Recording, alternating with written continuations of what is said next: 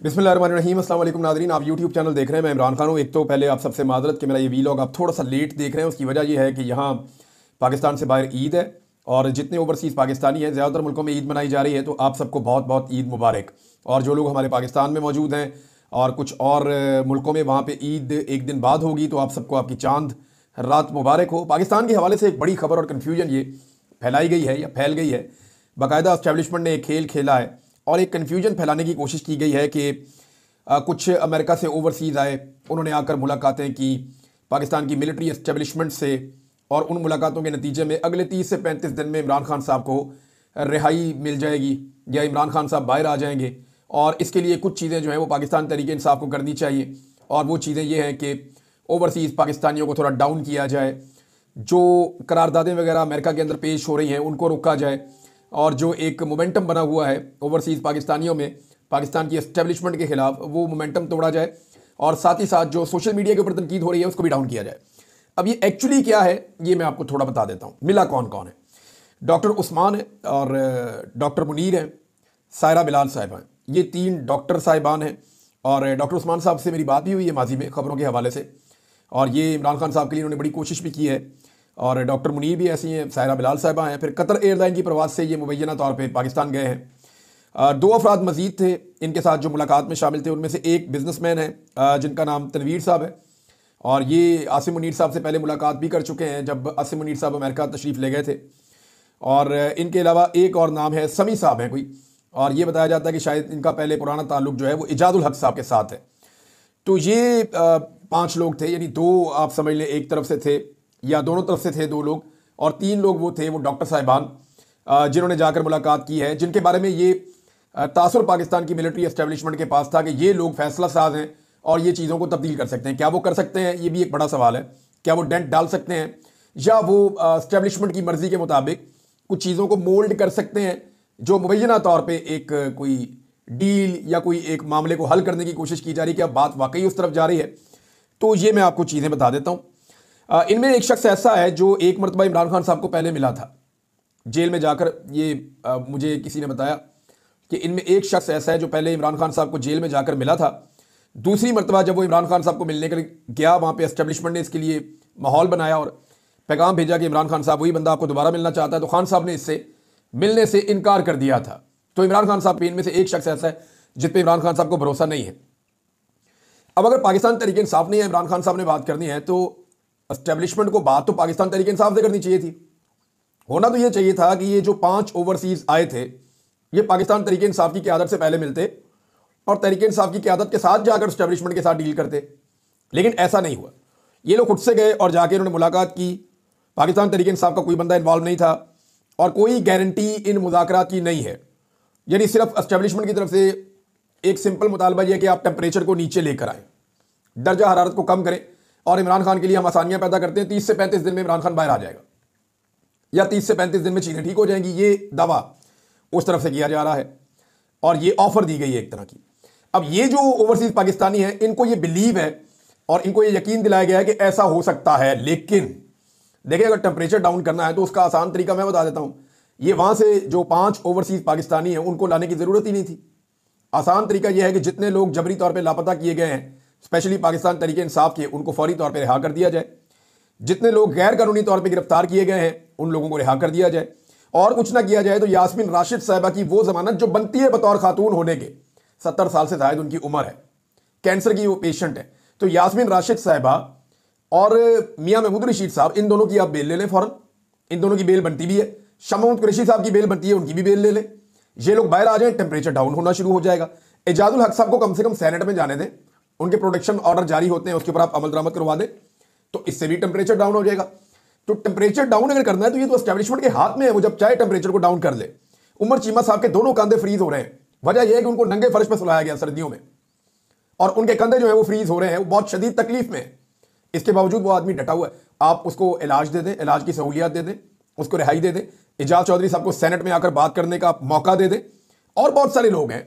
और इस सारे मामले में गारंटर कोई नहीं है। देखें, ऐसे नहीं होता कि एस्टेब्लिशमेंट ने बुलाया 5 ओवरसीज पाकिस्तानियों को, उनको बड़ी अच्छी चाय पिलाई, खाना खिलाया, प्रोटोकॉल दिया, बड़ी इज्जत से और एहतराम से पेश आए, बड़े अच्छे अल्फाज में बातचीत की और उनको यह तासुर दिया कि इमरान खान बहुत बुरा है और हम बहुत अच्छे हैं और इमरान खान को हटाना हमारी मजबूरी थी, हमने जो किया वो मुल्की मफाद में किया, लिहाजा अब जनाब हम चाह रहे हैं कि चीज़ें रिजॉल्व हो जाएं, तो आप टेम्परेचर डाउन करें तो इमरान खान साहब को बाहर लाने का कोई बंदोबस्त करते हैं। ये एक ओवरऑल ये कहानी है। लेकिन इसमें गारंटर कौन है भाई? ये इस लेवल का मामला है कि इसमें आप तैयब उर्दगान को, मोहम्मद बिन सलमान को या किसी और मुल्क के किसी हुक्मरान को आप गारंटर के तौर पर रखेंगे ना, कि कल को आप डंडी ना मार सकें। कम से कम आप उस मुल्क के हुक्मरान को गारंटर के तौर पर रखेंगे जिस मुल्क से आपने कर्जा लिया हुआ है, तो तब जाके मामला तय होगा।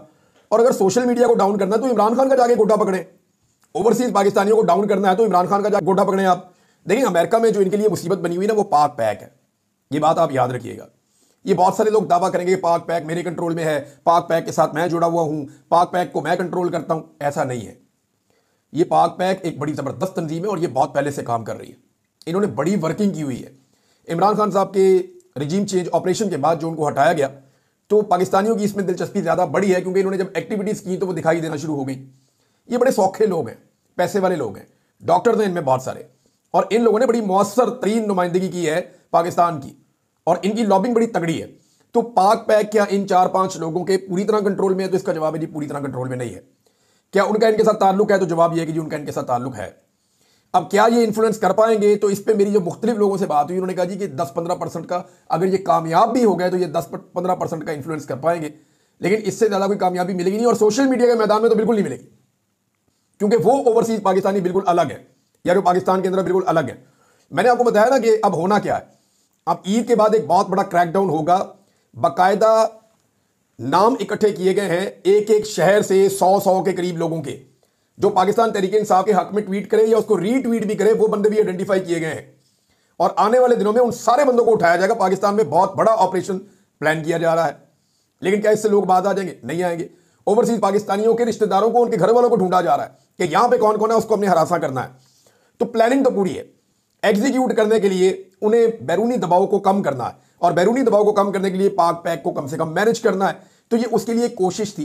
क्या एस्टेब्लिशमेंट इस कोशिश में कामयाब हुई? इनकी मुलाकात जो है वो DGISI से हुई है, और कुछ दीगर मुख्तलिफ जो अफसरान हैं उनसे भी इनकी मुलाकातें करवाई गई हैं, और बड़ा इनको प्रोटोकॉल मिला है। अब मामला यह है कि इनको 35 दिन का टाइम दिया गया था, एक हफ्ता उसमें से गुजर गया। एतवार को गालिबन इनकी मुलाकात हुई, तो फिर एक हफ्ता तो गुजर गया। अब बाकी रह गए पीछे 35 में से 28 दिन। इनको 30 से 35 दिन गए थे ना, तो अब 23 से 28 दिन आप लगा लें। 23 से 28 दिन बाकी रह गए हैं, ये भी गुजर जाएंगे तो पता चल जाएगा। मामला यह है कि अगर उसके बाद भी इमरान खान साहब बाहर नहीं आते तो फिर कौन रिस्पॉन्सिबल होगा? अब ये किया क्यों जा रहा है? देखिए, एस्टेब्लिशमेंट का तरीकाकार यह है कि टाइम गेन करो। 30-35 दिन ये इनको घसीट के 2 महीने तक ले जाओ, उसके बाद 1-2 महीने और घसीट के ले जाओ। ये करारदाद जो है इसको गैर मुअस्सर करा लो, और कुछ ना कुछ करके आहिस्ता आहिस्ता बैरूनी प्रेशर को कम कर दे, और पाकिस्तान के अंदर हैंडलिंग करके पाकिस्तान तरीके इंसाफ को कमजोर कर ले। अंदर बहुत सारे कंप्रोमाइज लोग पहले ही तैयार बैठे हुए हैं, जो एस्टेब्लिशमेंट के बयानियां खरीद भी रहे, एस्टेब्लिशमेंट का बयानियां बेच भी रहे, और मजलूम भी बने हुए हैं। नाज़रीन, एक चीज़ मुझे एक मेरे दोस्त ने बताई, और इसके ऊपर मैं तहकीक करूंगा। वो ये है कि कुछ सहाफ़ियों के लिए मसनूई मुश्किल हालात पैदा किए जा रहे हैं, और कोशिश की जा रही है कि उनको इस कैटेगरी में लाकर खड़ा किया जाए जो जुल्म का शिकार हो रहे हैं, और कल को उन्हें इस्तेमाल भी किया जाएगा। अब पता नहीं ये इसके अंदर कितनी सदाकत है, लेकिन मुझे एक साहब ने ये बताया, तो क्योंकि ये बात एक ऐसी है कि मुझे उस वक्त खुटक गई। लेकिन उन्होंने जो 2-3-4 मुझे वाकयात सुनाए ना, तो वो वाकयात एक्चुअली रेलिवेंट थे इस सारे खेल के साथ। लेकिन चले, आने वाले दिन के जो है वो उनमें चीज़ें सामने आ जाएंगी तो हम आपके साथ शेयर करेंगे। एक और बहुत बड़ी खबर है नाज़रीन, वो ये है कि खैबर पख्तूनख्वा हुकूमत ने एक बहुत बड़ी कामयाबी हासिल की है। इसको अनाउंस किया शेख वकास अकरम साहब ने, और कामयाबी ये है कि रमज़ान की बाबरकत महीने में, जैसे वो लिख रहे हैं, मैं आपको बता देता हूँ कि करम एजेंसी का 103 साला पुराना मसला अल्लाह के फजल से हल होने की तरफ एक बड़ा कदम है। वज़ीर आला अली अमीन गंडापुर और हुकूमत खैबर पख्तूनख्वा की कोशिशों से जिरगे में दोनों फ्रीकैन के दरमियान जंगबंदी और रोड खुलवाने के लिए फैसले पर दस्तखत हो गए हैं। खैबर पख्तूनख्वा के ज़िला करम में शिया और सुन्नी दोनों धड़ों की जानिब से तवील जंगबंदी और थल पारा चनार हाईवे को खोलने के लिए एक अमन मुआहदे पर दस्तखत किए गए हैं। दोनों धड़ों ने अपने इख्तलाफात को बातचीत के ज़रिए हल करने और हुकूमत और सिक्योरिटी फोर्सेस की मदद करने पर इत्तफाक किया है। ये मुआहदा भी उन्होंने साथ लगा दिया और उसके ऊपर दस्तखत भी कर दिए कि हम दोनों फ्रीकैन जो हैं वो ये मुआहदा कर रहे हैं, इसके अंदर ये चीज़ें होंगी, और अगर कोई इसकी खिलाफ वर्जी करेगा तो पुलिस और कानून नाफिज करने वाले इदारों को कानूनी कार्रवाई का इख्तियार हासिल होगा, और खिलाफ वर्जी की सूरत में जुर्मवार कसूरवार करार दिए जाएंगे। तो बहरहाल ये अब एक मुआहदा हुआ, एक अच्छी डेवलपमेंट है। करम के अंदर अगर देखें बड़े लंबे अरसे से बदअमनी चल रही है, सब इसके लिए आवाज़ उठाते रहे। शिया सुन्नी फसाद हमें बिल्कुल भी इस मुल्क के अंदर सूट नहीं करता, होना भी नहीं चाहिए। तो हम सारे मुसलमान हैं और हमें एक दूसरे के साथ भाईचारे के साथ रहना चाहिए। कुछ इख्तलाफात हमारे नज़रियात के हो सकते हैं, हमारी अंडरस्टैंडिंग का फ़र्क हो सकता है और हम अलग अलग तरीके से सोच सकते हैं, लेकिन सारे पाकिस्तानी हैं, चाहे उनका ताल्लुक जो है वो डिफरेंट फ़िरकों से है, तो मिलजुल कर रहना चाहिए और इसके लिए उलमा इकराम काम करते रहते हैं। ये एक अच्छी डेवलपमेंट है जो खैबर पख्तूनख्वा हुकूमत की कामयाबी है और ठीक बात है। नाज़रीन, जो ड्रोन हमला हुआ है उसमें खैबर पख्तूनख्वा हुकूमत का जो मौक़िफ़ आया, पहले बैरिस्टर सैफ, क्योंकि वो खैबर पख्तूनख्वा हुकूमत के तर्जुमान के तौर पे काम करते हैं, उनका मौक़िफ़ मैं आपको पढ़ के सुना देता हूँ और फिर मैं आपको बताता हूँ कि इस पे हुआ क्या, एक्चुअल वाक़या क्या है। बैरिस्टर साहब का ऐलान यह है कि मर्दान काटलंग में इंसदाद दहशतगर्दी कार्रवाई की गई। कार्रवाई में गैर मुसल्लह अफराद के मारे जाने का अफसोस है, जिनमें ख़वातीन और बच्चे शामिल हैं। हुकूमत मुतासरा ख़ानदानों से दिली हमदर्दी और ताज़ियत का इजहार करती है। बैरिस्टर साहब का रद्दअमल, जाँबहक अफराद के लवाहिकीन को इमदाद और मुआवजा देने का ऐलान। ये हो गया नाज़रीन बैरिस्टर साहब का रद्दअमल इसके ऊपर। जुनैद अकबर साहब का स्टेटमेंट भी मैं आपको इसके ऊपर पढ़ के सुना देता हूँ ताकि आपको आइडिया हो जाए कि पाकिस्तान तहरीक इंसाफ इसके ऊपर क्या कह रही है। जुनैद अकबर साहब ने कहा कि मर्दान काटलंग शमोजो में निहत्ते चरवाहों पर ड्रोन हमला करके रोजे की हालत में 10 अफराद बशमूल बच्चे और खवातीन शहीद कर दिए गए, जो जुल्म और बर्बरियत की इंतहा है। इस बेईमाना कार्रवाई की शदीद अल्फाज में मुजम्मत करते हैं। दुख की इस घड़ी में अहले खाना के साथ खड़े हैं। अच्छा, इसमें हमारे पास ये तफसीलात नहीं आई कि कौन से दहशतगर्द मारे गए। कुछ लोगों ने क्लेम किया कुछ नामों को लेकर, लेकिन गवर्नमेंट की जानिब से या ISPR की जानिब से अभी कोई कंफर्मेशन हमारे पास मौजूद नहीं है कि कितने दहशतगर्द मारे गए।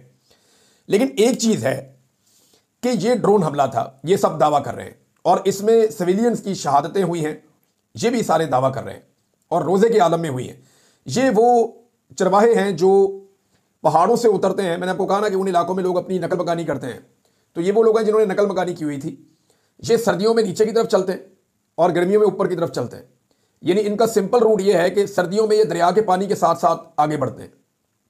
ये पुराना तरीका, सदियों पुराना, कि जब सर्दी आती है तो पानी जिस तरफ जा रहा होता है ना दरिया का, उस तरफ सर्दी कम होती चली जाती है।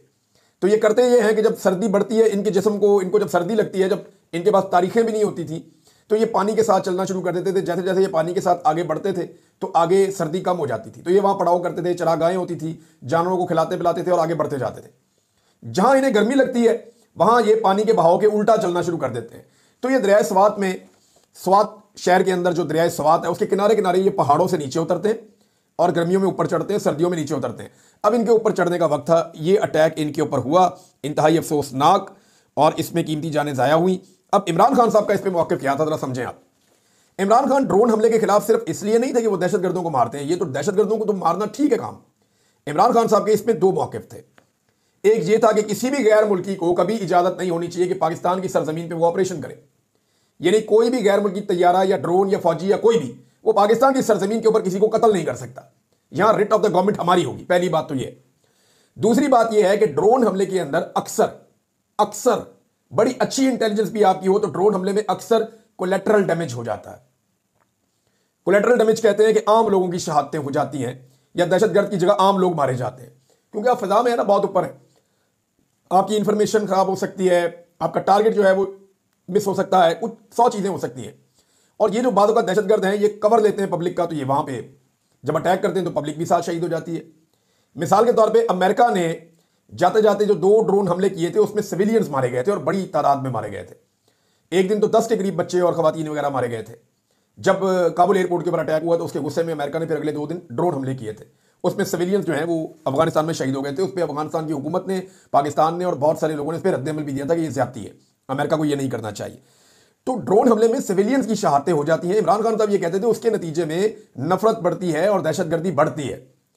और मेरा एक सवाल ये है कि क्या अब जो इलाका है मर्दान का, ये मर्दान का इलाका है ना काटलंग, क्या वो भी इतना गैर महफूज है कि सिक्योरिटी फोर्सेज वहां पे जाके ऑपरेशन नहीं कर सकती? भाई अगर किसी बंदे को गिरफ्तार करना था तो सिक्योरिटी फोर्सेज चली जाती, वहां जाके ऑपरेशन कर लेती। इमरान रियाज को उठाने के लिए तो पहाड़ों पर चढ़ जाते हैं, तो ये दहशतगर्द को पकड़ने के लिए पहाड़ों पर क्यों नहीं जा रहे थे? इनको जाना चाहिए था ना, जाके पहाड़ों पे चढ़ के ये उठा लेते, उन लोगों को, दहशतगर्दों को पकड़ लेते या उन्हें मार देते, सिविलियंस की जानें बच जाती। इससे हमें एक सवाल ये पैदा हो जाता है कि क्या मर्दान जैसा इलाका भी अब नो गो एरिया बन चुका है, जहां पुलिस और सिक्योरिटी फोर्सेज, फौज एजेंसियां ये वहां जाके कार्रवाई नहीं कर सकती और उनको ड्रोन की जरूरत पड़ रही है? क्योंकि ड्रोन को आप वहां इस्तेमाल कर सकते हैं जहां पे जमीनी आपके पास एक्सेस ना हो, जहां पे आपकी रिट ऑफ द गवर्नमेंट ना हो, वरना जहां रिट ऑफ द गवर्नमेंट है वहां पे तो आप जाके पकड़ देते हैं बंदे को।